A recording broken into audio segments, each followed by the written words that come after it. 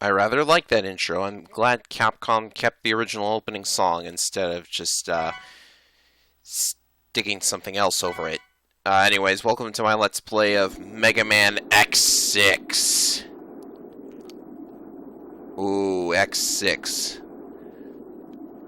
I don't think you'll find it.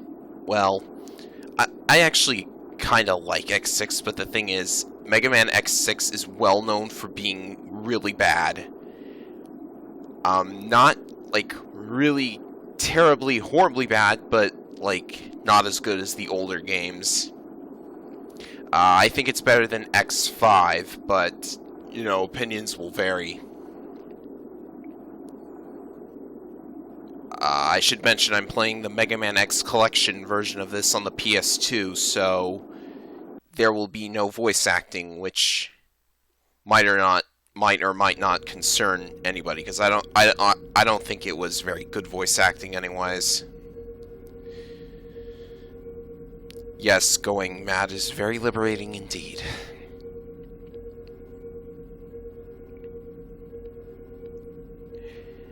This game actually has a pretty intricate plot for a Mega Man game, but you know, that gets lost because the translation is really bad. And I do mean bad. This is probably the worst translation next to Battle Network 4. And I could go on about that forever, so let's avoid that. Very nice motive for our villain so far.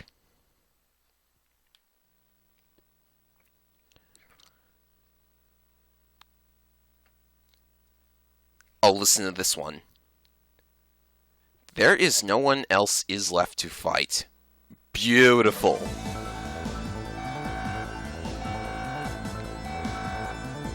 Typical Mega Man X opening scene here.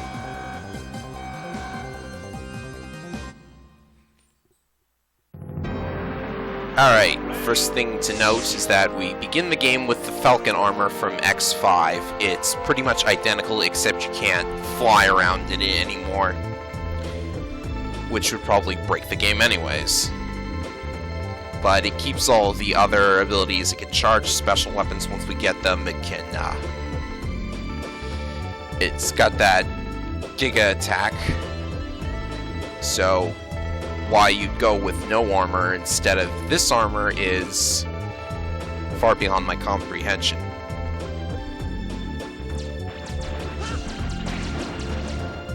Some basic enemies here, they're not difficult to kill. The only problem with the Falcon armor is its charge shot is pretty small. And we also have Zero's Z-Saber. It's pretty useful. But X is obviously not as good with it as Zero was. But you do need it to slash this block apart. And you notice that little exclamation mark in the bottom right? That is Alia trying to talk to us. Thankfully, we no longer are forced to talk to her. In X5, you were just forced to talk to her a lot, and it really slowed the game down.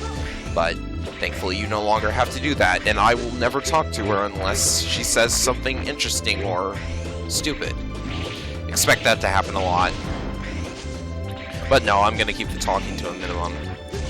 So, pretty simplistic intro stage. I was going for no damage, but, you know, that doesn't always happen the way you want it to.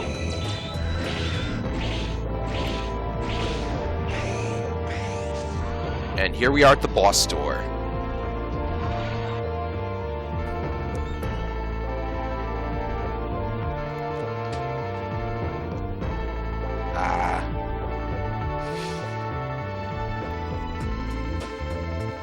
Radio wave problem. How does that affect robots? I don't know.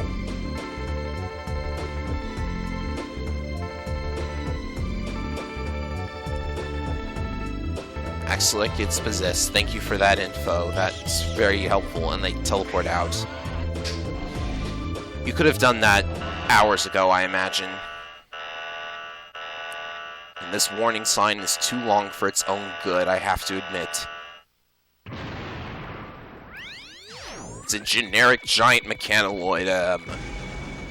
According to sources, and by sources I mean the soundtrack, this thing is called D1000. I don't know why, but it's not very difficult. Hitting it with a saber or a fully charged charge shot will inflict all of 1 point of damage, so I take the other option of slashing at the little radio thing or whatever that is that's controlling it. That, as you see, does a lot more damage. 4 of those, and it's down for the count pretty quickly.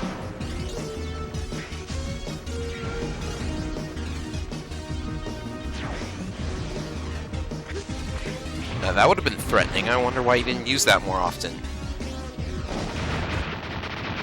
Pretty easy intro stage. Note the blooper. I was on the left side of the screen, and now I'm on the right.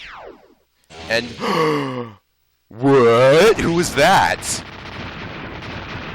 No, we know who that is.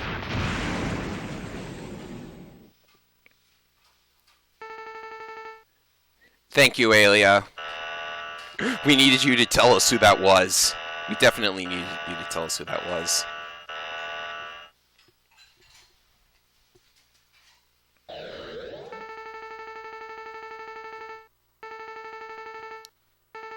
In case you didn't get the memo, Zero's kinda dead. Yeah. This game is a nightmare.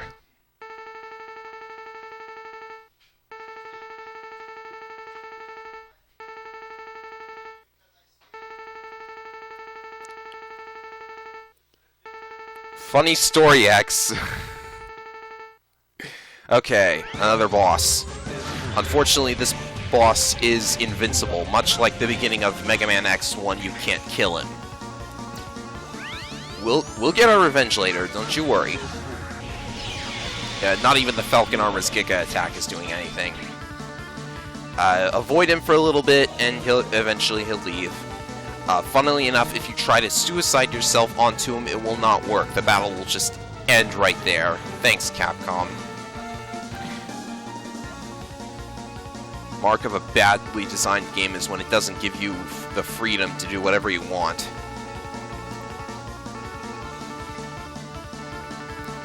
Like forcing the stage to end if you try to suicide yourself. It's whatever.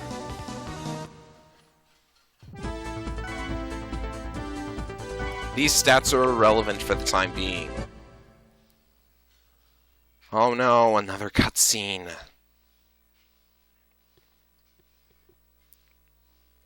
This is where the translation really shows how bad it is. The nightmare is upon us! No, I'm not gonna... It's just so... weird, and... Of course it's a nightmare. You just called it the nightmare. Nightmares make me confused, too. This isn't Battle Network. You can't delete living objects.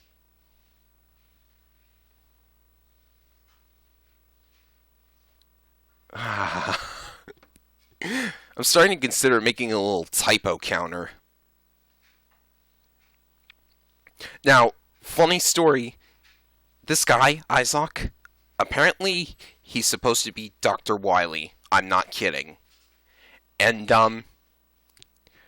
there are scenes that will suggest this later.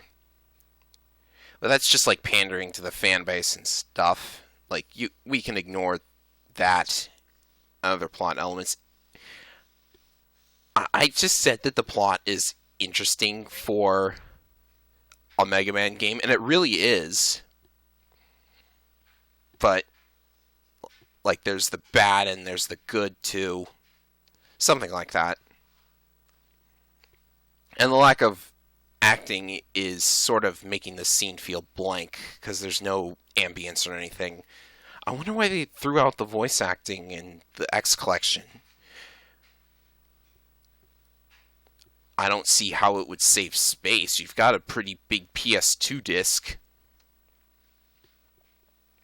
Oh, here it comes. And to delete the Zero's Ghost. It's brilliant, I tell you, brilliant!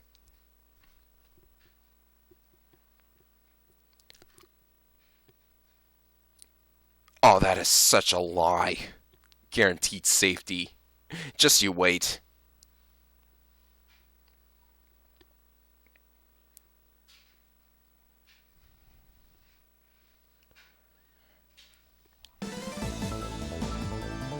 Oh, punctuation. Come on, X. You can do better than that.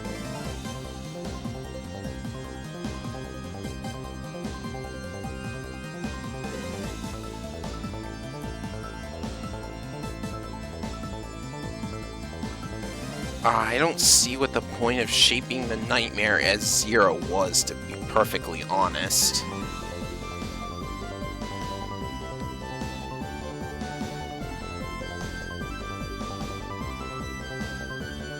Speaking of which, those suspected areas, you mentioned there were 8 of them? 8 suspected areas. They couldn't be the stages. This is so predictable, to be honest.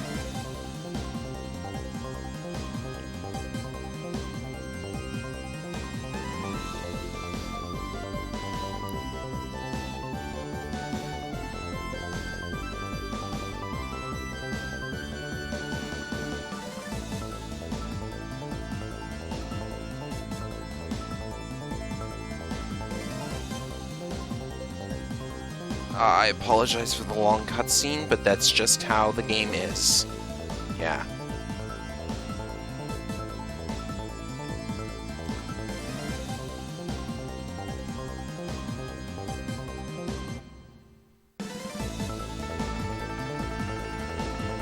And now there's even more talking, even though everything that needed to be said has basically been said. Maybe I'll cut this out.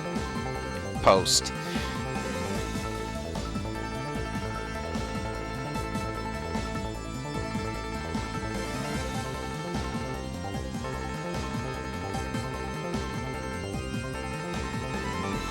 Difficult missions indeed. This game is pretty difficult, and for all of the wrong reasons.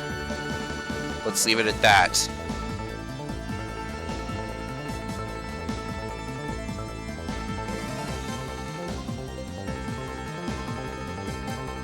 Well, seeing as they're basically explaining what is going to happen later, I'm just gonna put this out right now. Anytime you see one of the stage select icons turn red, that means that something in the level changed. That happens whenever you go from one stage to another.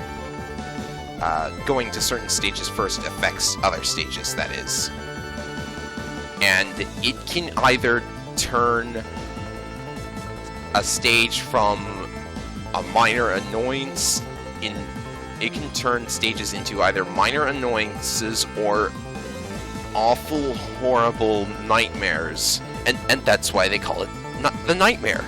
See? It all comes around like that.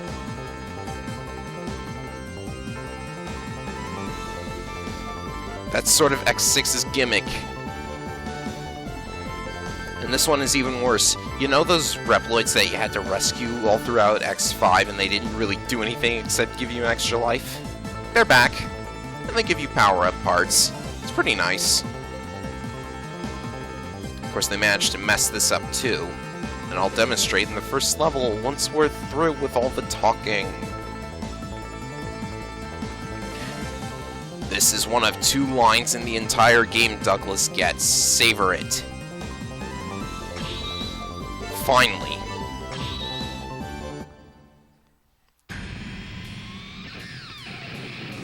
Interesting note about this game, all of the boss names are the same in both Japanese and English. That's why some of them are completely terrible, like Blaze Heatnix. Alright, first stage.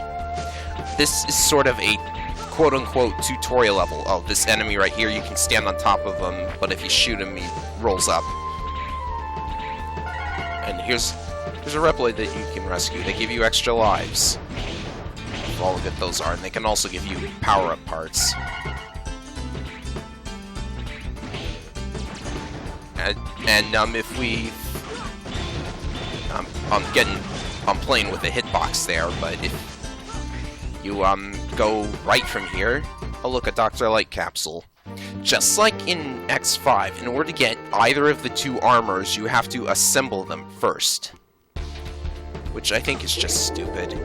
So, we're not going to listen to Dr. Light because all he does is tell you what the individual pieces do, which is pointless because you have to get all 4 pieces in order to actually assemble the armor anyways.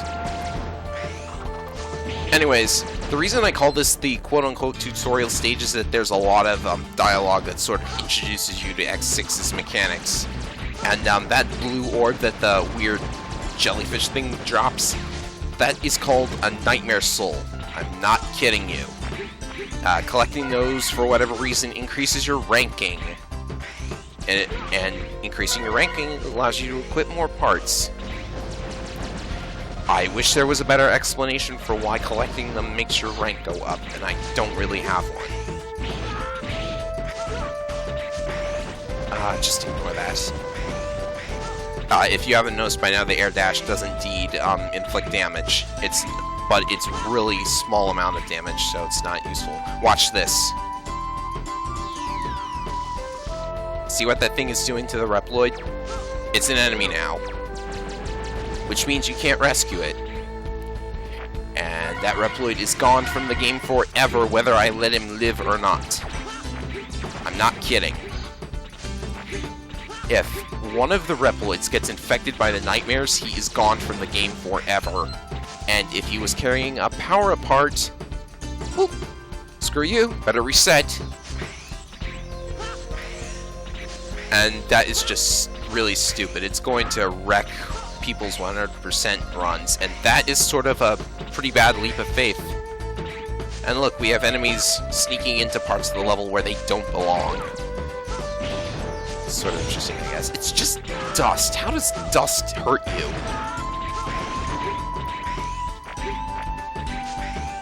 Anyways, about the Reploids dying and being lost forever, it actually doesn't affect your collection of the parts too badly. There's only 1 or 2 that are really threatened in any way like that. But it's still pretty stupid. You'll notice me saying that a lot about X6. Oh, this was a really cool idea they had, but it was just wrecked so bad. And I check around to see if there's any more Reploids. But I think I found most of them. That's a nice frame.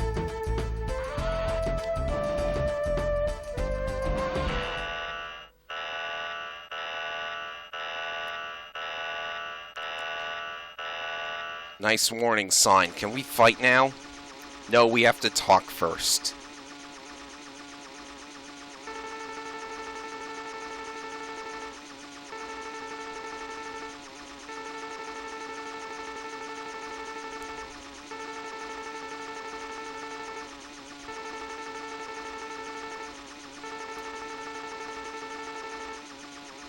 Zero has nothing to do with this. Yes, he couldn't cause all of this damage. He's not powerful enough. I love English.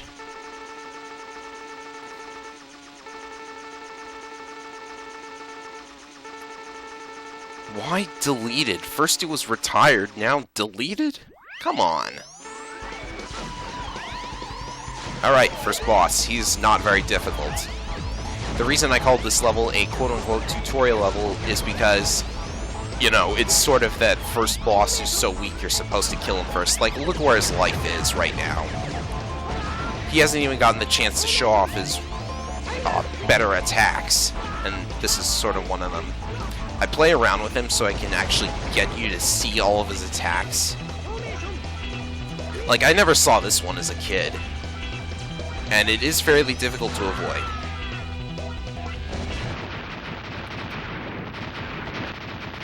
And I think the later bosses are going to get bigger health bars, so that'll be helpful for them. That little green orb is worth 200 nightmare souls. You get one from every boss.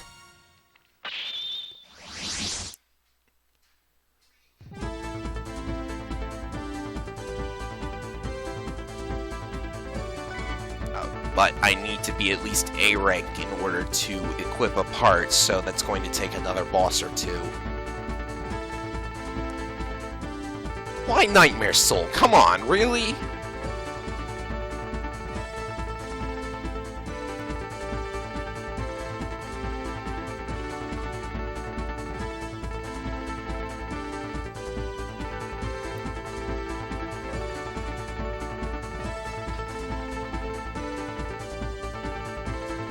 Ah, yes, limited parts. You can equip one and only one of those and use it once per life. It's really all I need to say about limited parts. None of them are particularly helpful, but you know, I'll explain the parts as they go. The weapons are still useless. Mostly. Some of them are useful, but the weapons kind of still useless. Here's everybody I rescued and all the junk I get from them.